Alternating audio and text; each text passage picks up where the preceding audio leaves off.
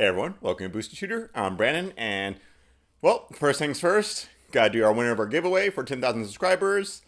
Already at 11,000 and haven't done that one yet, but I'll be getting to it, don't worry. So let's get right to it.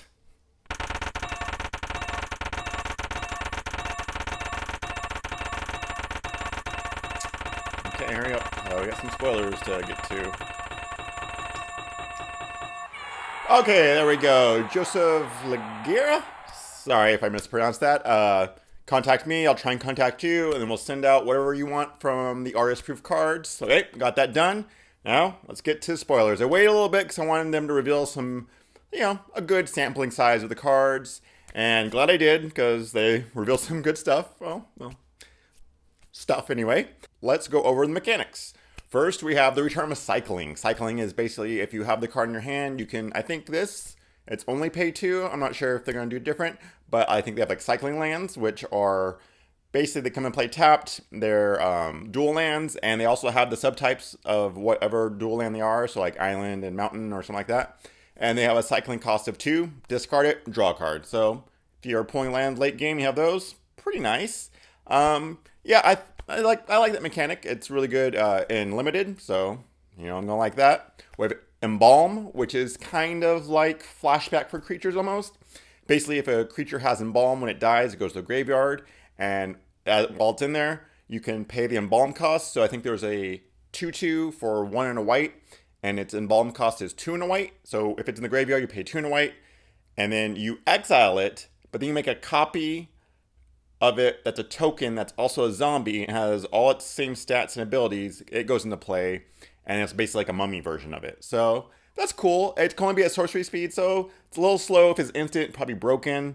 So I don't know if it's going to see much standard play because I don't know about standard. But limited play, definitely. And, if there's like a good rare or mythic with it, then yeah, it's going to be crazy. But so far, they're just like, okay, that's fair.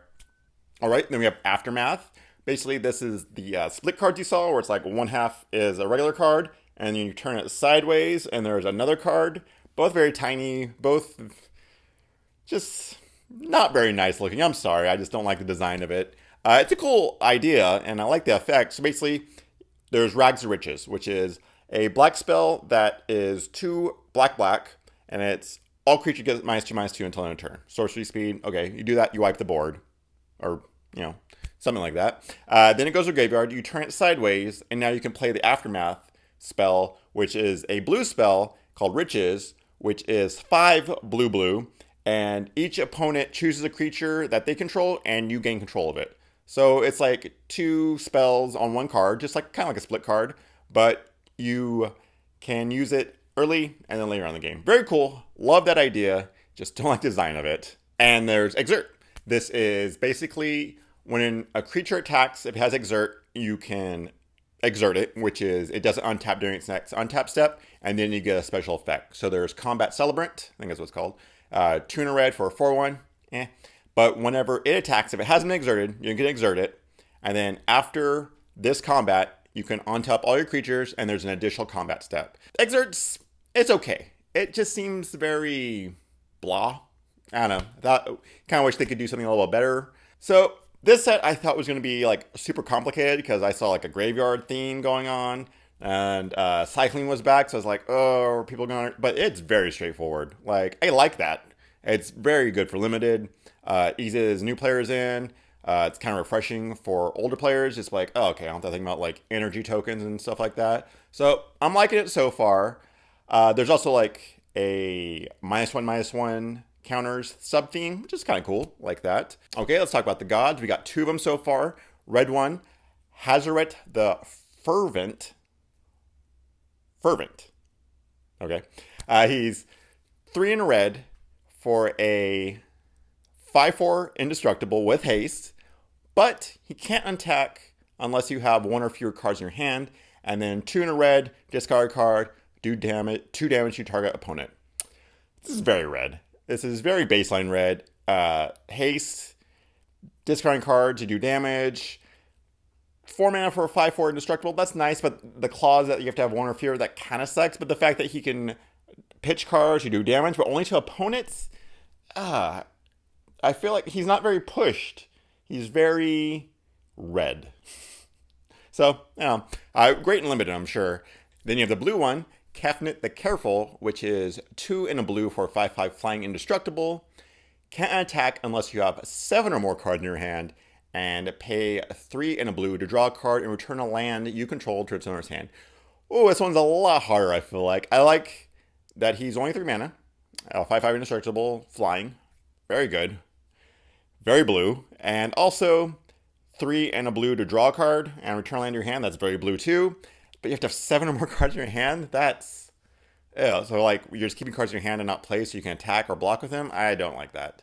I like the fact that you can draw cards with him, so that's good and limited. But him, I mean, I guess you can use him to draw cards mainly, and then just attacking when you can. I don't know, we'll see. I like the red one better. All right, let's talk about him. Getting him the trials. 1 white for a 3 loyalty planeswalker. His +1 until your next turn, prevent all damage target permanent would deal. His 0 ability until end of turn. Gideon of the Trials becomes a 4/4 human soldier creature with indestructible. That's still a planeswalker. Prevent all damage that would be dealt to him this turn. Okay, very Gideon. I mean, that's what he does, right? His other 0 ability, you get an emblem with, as long as you control a Gideon planeswalker, you can't lose the game and your opponents can't win the game. Okay.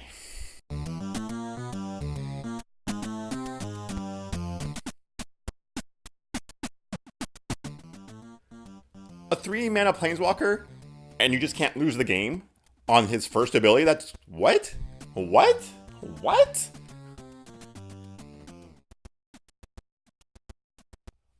Oh, I know what it is. It's fake. It's a fake card. That's what it is. It's not real. It's obviously fake. Wizards wouldn't print a card like this. That's crazy talk.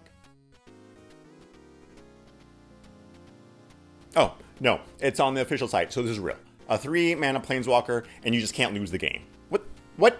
Like, that's so broken. Like, what are you doing? Standard already has Gideon Ally of Zendikar, and he's broken. So you just want people to play all Gideon decks? Like, what are you doing? Like, just ban him now. Might as well, right? Okay, well, I mean, I might just buy him now. Why not? Let's see. $50? What? He's not that good. I mean, like, maybe 25, 20. What? $50? Like, he's probably not even playable.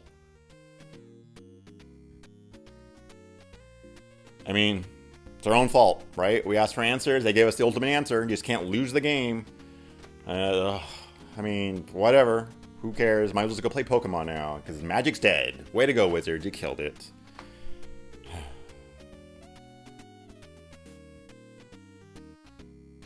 Actually, I mean, like an EDH Gideon tribal deck, mono white, that'd be kind of cool, right? I mean, maybe even modern, like just a bunch of Gideons and like removal spells, and that could kind of work, actually. That'd be kind of cool. Yeah. Oh well, I mean, standard sucks anyway. Okay, but seriously, I like this set so far. I love the theme. Um, it's very simple, and I like that. Sometimes you just don't want a ton of mechanics going on and a ton of interactions. You just want to, play a core set. And I miss core sets. This isn't a core set, but it kind of feels like it's inching more towards that way. So, I don't know. We'll see. More spoilers coming. Going to draft this. Going to do pre-release. Going to look forward to that. Oh, and also invocations. Ouch. Like, I get it. Some people like them. That's fine. They're not my thing because I hate that border. It's just that you finally do masterpieces for Force of Will and Days and all these awesome spells, and I mean, I'm not complaining if I get any, but, they're not going to my cube, sadly. All right.